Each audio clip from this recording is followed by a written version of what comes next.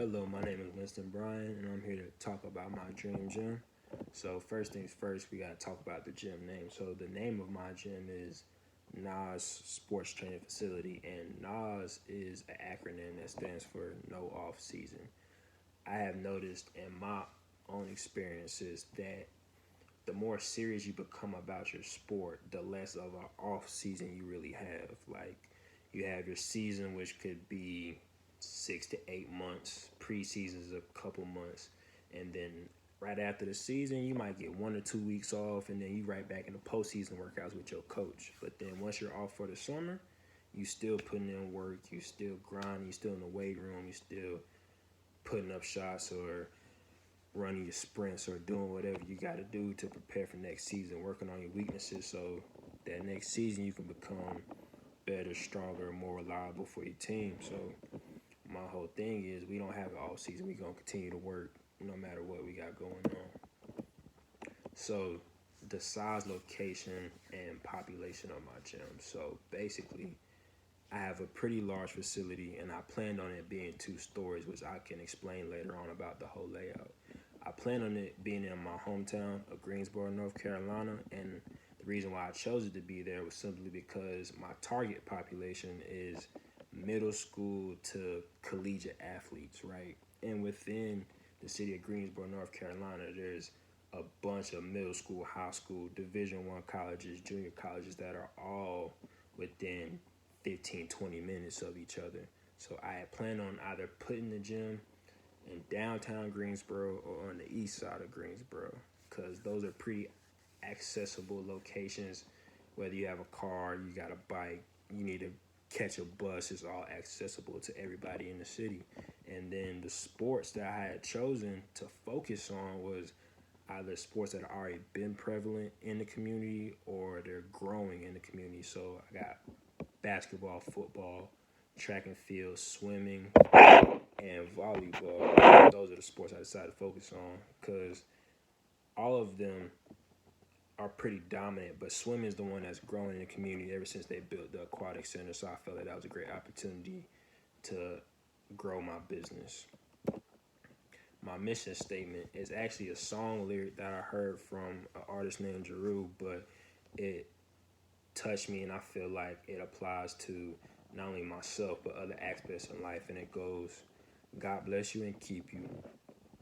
God smile at you and gift you.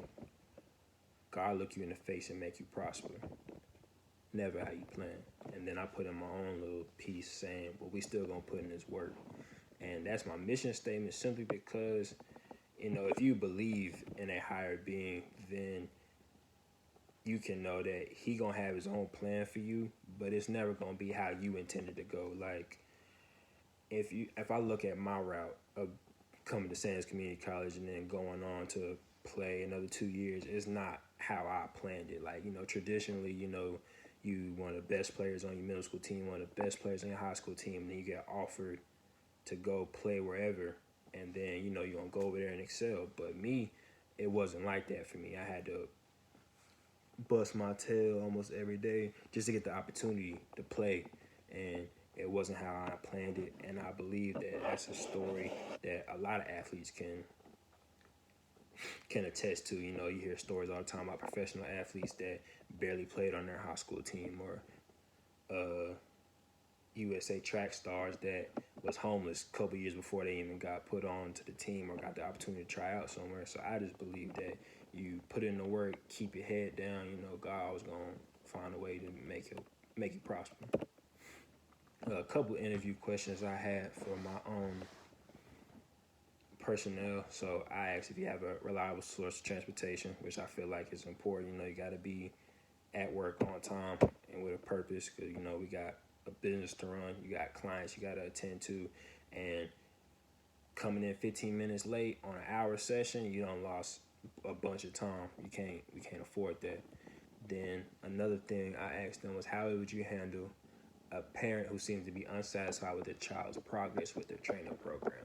So, every child is not going to progress the same. You got some people that are going to fly through whatever you got going for them. They're going to be able to progress them quickly, move on to this, move on to this. You're going to see leaps and bounds and how their game develops. But you got some kids that are slow developers.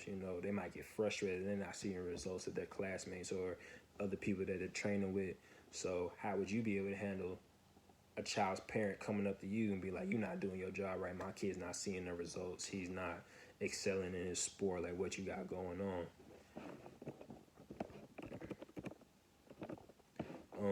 My third question would have been, are you familiar with the Mamba mentality? And if so, what does it mean to you? Because I had based my dream gym off the Mamba Sports Academy out in LA, who was founded by Kobe Bryant. And, if you know anything about Kobe Bryant, he had a whole Mamba mentality, killer instinct type situation. So I was just going to ask my personnel, how do they feel about that? What does it mean to them, if it means anything to them? I would ask them if they're CPR certified, because some of my positions require that you are CPR certified, and this is more so like a demonstration than a question. So I would have like a dummy in the facility and be like, just go through 2 cycles real quick for me, just to make sure you got good form and you're not gonna be putting nobody in danger, and just to make sure you ain't lying your resume. Then I would want to know about their personal experiences playing the sport. This is more so for my sport specific trainers. So I personally believe that if you're going to be training somebody kid to get to a certain level, you've got to have played at that level, if that makes sense. Like, for example, Coach Krzyzewski, coaches at Duke, he didn't really play that much in his college basketball career, but he played there. And then not only that, some of the best trainers in the world played college basketball, played professional basketball, whether that be in the NBA, NFL, MLB, whatever, or they play overseas if that's an available option for them. So I just feel like if I'm going to be paying you to train my child, you got to know what you're talking about, and I want you to have some experience at that level. Because, kids listen to success. If you're successful, I'm going to listen to you. But if you ain't make a middle school team, then there's no point in me listening to you. It's just a hard feat to overcome. So the types of training that I would have my staff go through: sexual harassment, signs of substance abuse, and then signs of domestic violence. And I feel like all 3 of those are pretty important, because if you're going to be dealing with kids, sexual harassment is going to be important. Not only being able to handle yourself with children, and then also your fellow staff members. If you can't conduct yourself properly, it's going to not only affect your name, it's going to affect my business as well. We can't have that. Substance abuse and domestic violence is one of those things I feel like kind of go under the wayside, especially in the African American community. So I just feel as if we see the telltale signs of drug abuse or domestic violence, we can guide our clients or talk to parents, or do the necessary steps to get out of the child help or get them out of a bad situation. If you can see the signs, you can kind of get the ball rolling on everything that needs to happen, and you might be able to potentially save a child's life one day.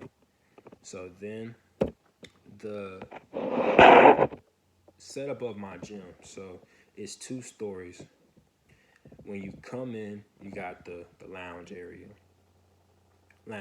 front desk area where you can sign up for your memberships, get tours of the facility, hang out, do whatever before your workouts, boom, boom, boom. So then after that, I have the basketball courts, the indoor swimming pool, and then the weight room area all downstairs.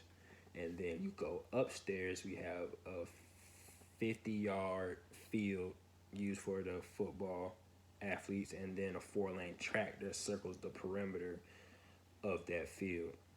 And then also I have all the office spaces up there. So for the GM, the strength and conditioning coach, the chiropractor, athletic trainer, and the massage therapist, they all need their own spaces. And then I just thought it would be pretty neat to have each office be soundproof, simply because, depending on how many people we got in the gym, it can get pretty hectic, pretty loud, and people need to be able to focus. Like, I know myself, I can't focus at all unless I'm in a quiet space. And then some of these people in nature, they have to have a quiet space. Like, you can't keep somebody calm and relaxed, cracking a spine, if there's a bunch of noise going on, or you can't get somebody a massage and have soothing music if you hear yelling and screaming outside the door. So that's just something that I had kept in mind. And that is the gist of my theme, two-story building, downtown Greensboro. We're going to be focusing on sports, trying to get everybody to the next level. Thank you very much.